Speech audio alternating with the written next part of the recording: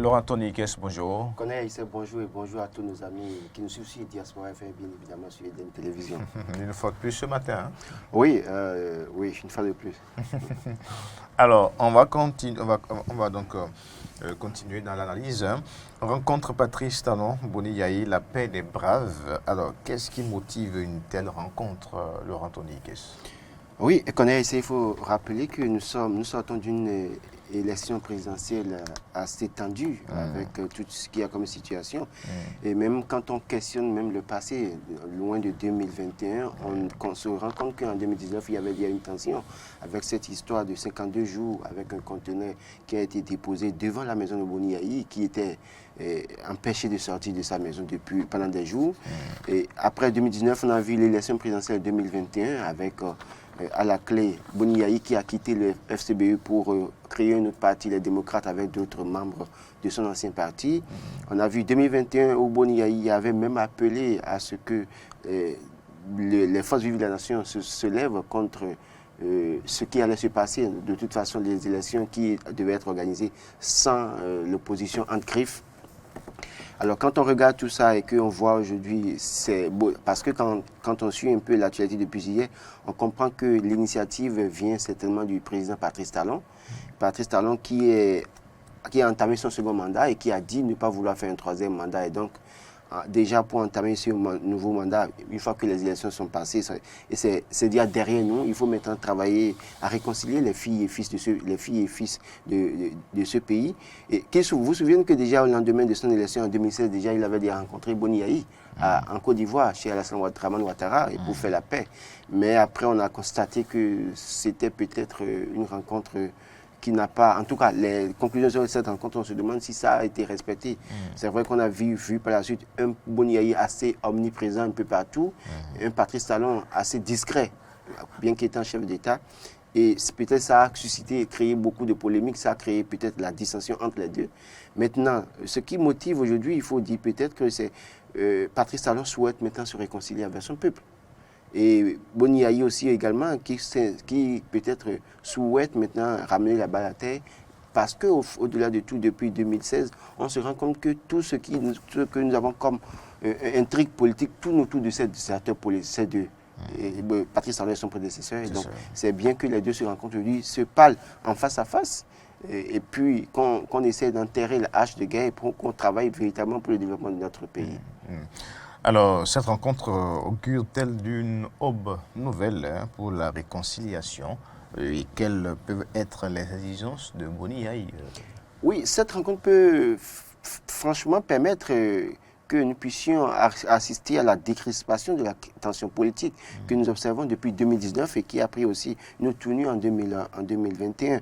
Maintenant, les exigences de Boni Yayi, vous n'êtes pas sans savoir que quand on fait le point des détenus politiques aujourd'hui entre griffes, parce que certains vous diront que ce ne sont pas des détenus politiques, Rekia Madougou, Joseph Tamayon, Alassane Rontondi, tous ceux-là sont du parti, les démocrates du parti de Boni Yayi. Et pour qui connaît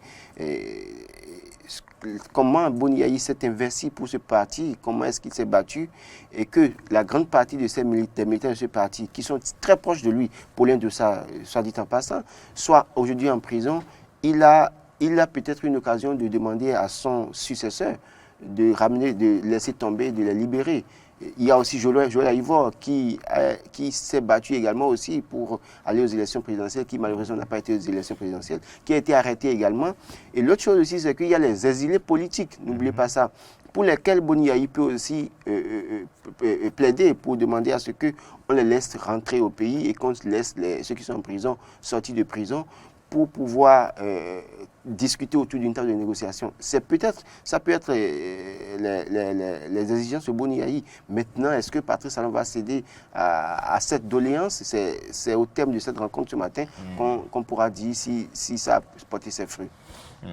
D'accord. Alors, en 2016, on se rappelle encore de la Bible que Boni Yayi offrait donc au chef de l'État Patrice Talon lors donc de la passation de charge entre ces deux acteurs politiques.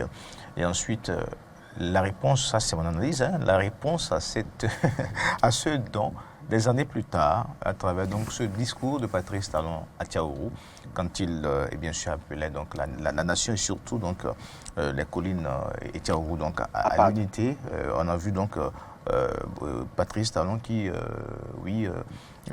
s'est mis dans cette posture-là avec cette main tendue. Et ensuite, quelques mois après, maintenant, Boni Yayi qui revient au pays, qui donc a accepté rencontrer donc Patrice Talon. Alors, ça voudra dire que très bientôt, si cette réconciliation est actée, des bouleversements essentiels peuvent s'observer au niveau donc, de la classe politique. Oui, il y aura certainement du bouleversement. N'oubliez pas que quand on prend un acteur politique, c'est des intérêts en jeu, des acteurs autour de lui. Et c'est ça le véritable problème, c'est qu'il y a des gens qui n'ont pas intérêt à ce que Patrice Talon rencontre Boni Yayi. Du côté de Boni Yayi ou que ce soit du côté de Patrice Talon.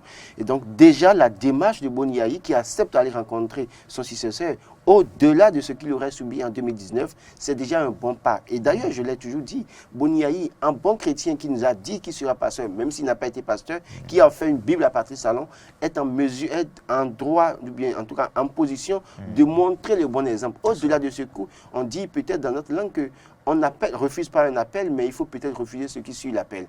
Et donc, le fait déjà d'accepter d'aller rencontrer Patrice Talon, c'est déjà un pas. Maintenant, tout dépend aussi de Patrice Talon. Parce qu'il ne faut pas qu'on se serve de cette rencontre pour manipuler. Parce que c'est là aussi l'autre piège qui peut guetter les deux camps. Donc, il faut que ce soit franc. Que ce soit une rencontre de vérité, de sincérité, empreinte de sincérité, qu'on se dise toutes les vérités et que celui qui peut pardonner, qui est en position de force qui peut pardonner, ait l'amabilité, ait l'humilité de pardonner et que celui qui est en position de faiblesse, parce que quand on tient compte du nombre de détenus politiques, en tout cas les membres de force du Parti des démocrates proches à Boni Yayi, cela suppose que l'un ou l'autre, c'est qu'on peut estimer que Boni Yayi est lié directement, parce que c'est rien que, en grande partie, c'est les membres de son parti. Et donc, de ce point de vue, celui qui est en position de faiblesse aujourd'hui, puisqu'on aussi s'humilier pour accepter un certain nombre de choses, la vérité en face, et dit maintenant, ramenons la balle à terre, et évoluons sur de nouvelles bases. C'est de ça qu'il est question parce que la tension entre les deux pays, regardez les deux leaders, vous allez voir toute la région colline jusqu'aujourd'hui, on a une paix relative dans cette zone. C'est ça. On a une paix relative dans cette zone et on ne sait pas une paix durable. Voilà, et on ne sait pas ce qui va se passer en 2023. Donc, autant pour Patrice Talon en tant que leader, et qui dit qu'il veut finir son mandat en beauté, en ayant la paix autour de lui, la paix avec tous les acteurs politiques. Je crois que c'est de ça qu'il est question. Alors, Patrice Talon, de plus en plus, confirme ses qualités d'homme de paix et d'homme rassembleur.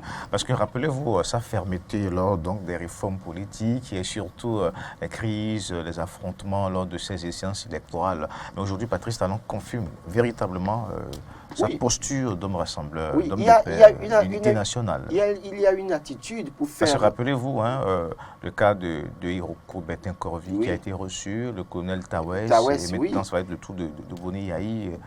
Pourquoi pas les candidats et les autres suivront certainement.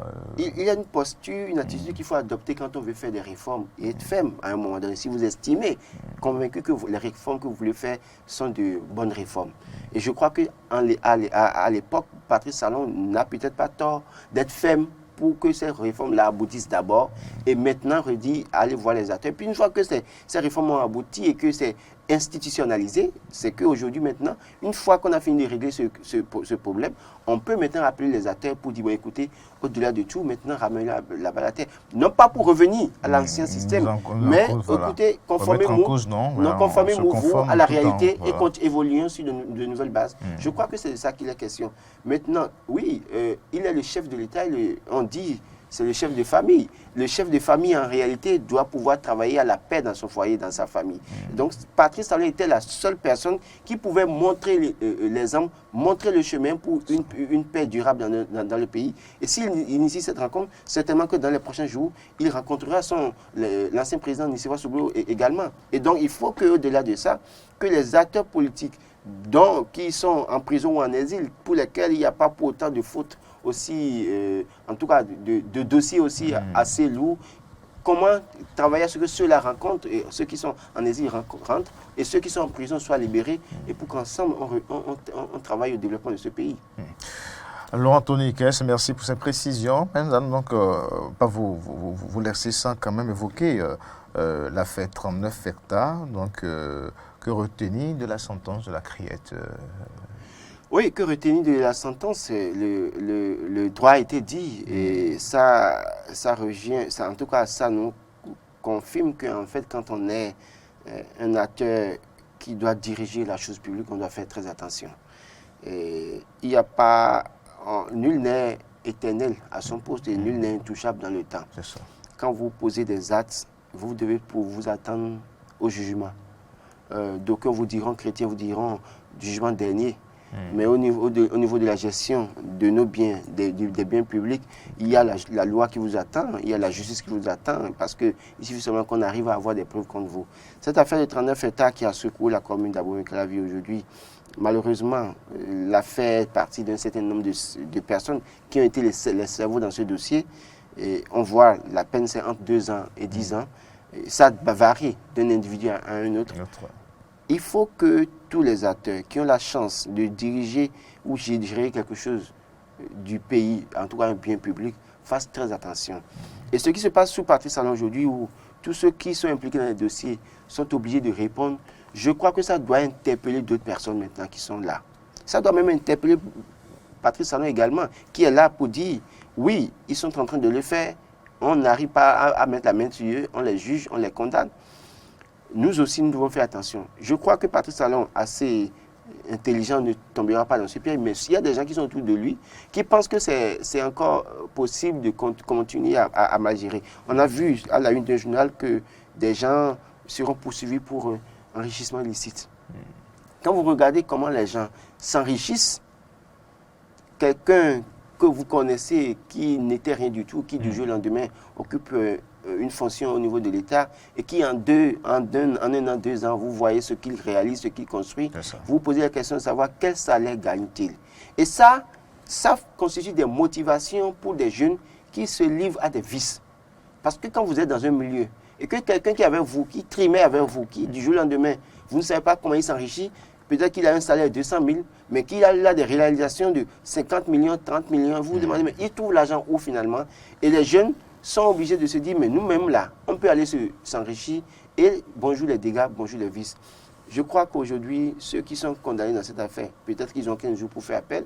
Si en appel, les peines sont réduites, on attend de voir. Mais toujours est-il que c'est de la tristesse de toute façon pour ces familles, pour ces gens-là qui faisaient tout feu de tout bois, qui étaient tout puissants hier, mais qui aujourd'hui sont devenus réduits à une condamnation. Merci Laurent Tony Kess. On aura aussi le temps donc d'évoquer les réformes structurelles annoncées dans le secteur donc de la gouvernance locale des communes.